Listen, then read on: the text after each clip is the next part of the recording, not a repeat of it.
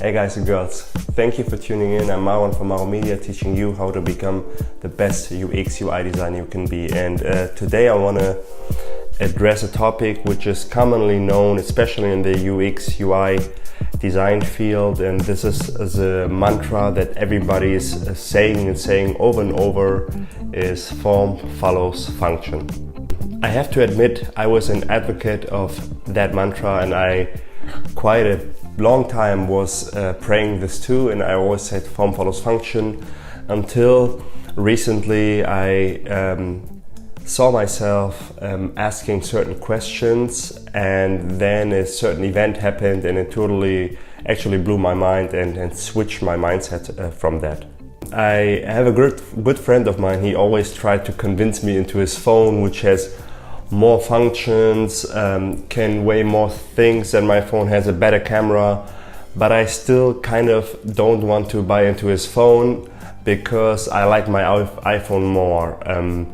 And without asking deeper question, I'm just happy with my iPhone. I like how it looks and how it feels. So why is that when the things are obvious for the other phone, but I still want to stick with my iPhone?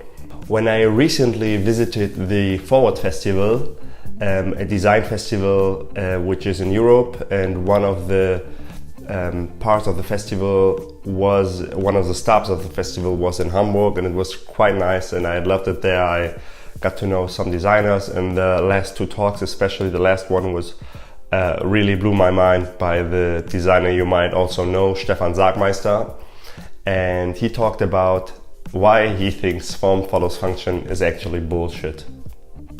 He even then called out UX UI designers, because we always tend to grab towards this mantra and say form follows function, form follows function. And I get that, and it's in the nature of things. You are not brave enough to say to a client, I make this more beautiful, because these are often business people and they want to talk business, and you can get further if you solve a certain problem and make things functioning.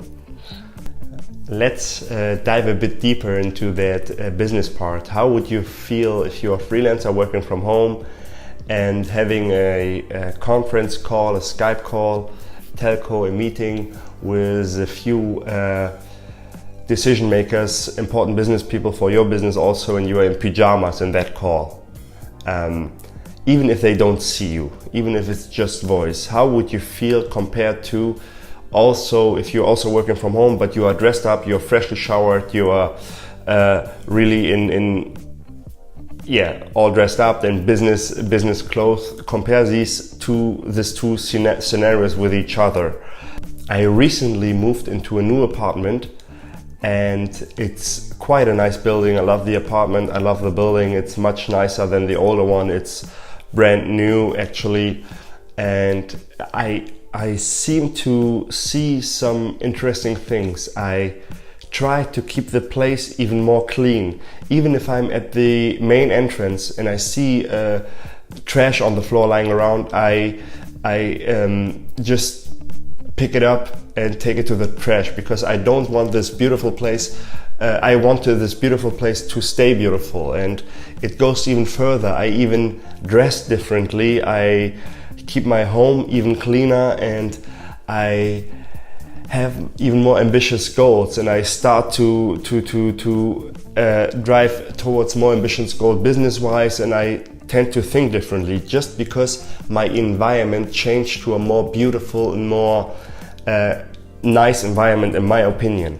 So this, in first case, had the same function like my old flat. I could sleep there, it was warm, everything was set, but it's more beautiful, so it has a totally different aspect of me, and this you can see is in a lot of architecture too.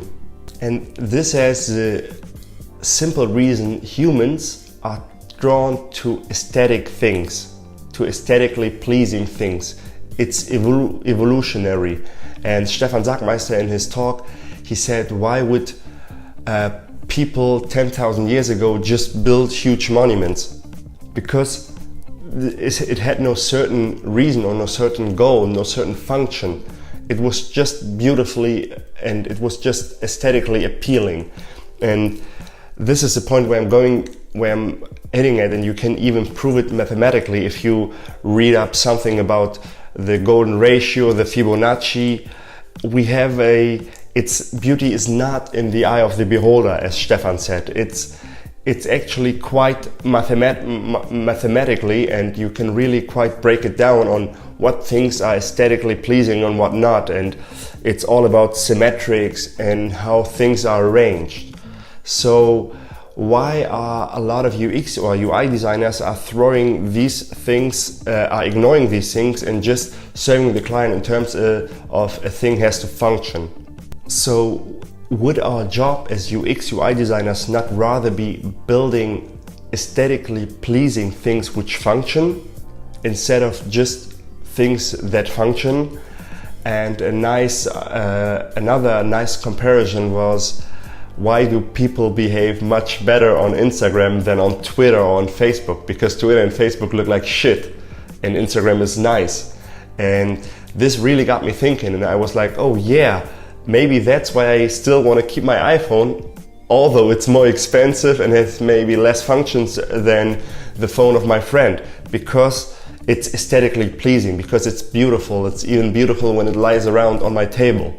And this is the nature of humankind we always come back to. So what I'm trying to head into in this video is, I know it takes a lot of courage to say to the client, I make this more beautiful instead of I solve your problem.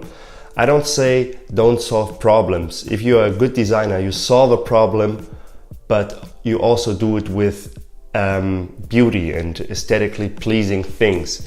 And this is why I want to encourage you to talk about these topics and to really get into the client's head and try to convince him about the necessity of beauty and of aesthetically pleasing things and how this shapes our behavior. And if we can manage to shape the behavior of the user, of the people who are using the digital product you are designing, then it's also pays out big time on the user experience. So this is a really nice concept and a thing I like. And besides, it's much more fun to build stuff which is beautiful, which is aesthetically pleasing. Especially every designer is somewhere or is an artist, and you want to build beautiful things. And this is why I want to encourage you to do that. And just a little topic I wanted to bring up to get your thinking about form follows function and try to see it from another perspective. I credit Stefan Sagmeister for his awesome talk, and I hope I could get your thinking going about this topic, and thank you for tuning in. Bye bye. Hey guys, I hope you liked the video. Do you want to have ongoing effective input on UX, UI design and development? Do you want to have an awesome start in the freelance business with strategy and mindset hacks? Then you definitely want to subscribe to the channel for weekly updates with awesome tricks and techniques and hacks for your own business, seasoned with a little bit of fun. I'd love to see you in the next video. Bye bye.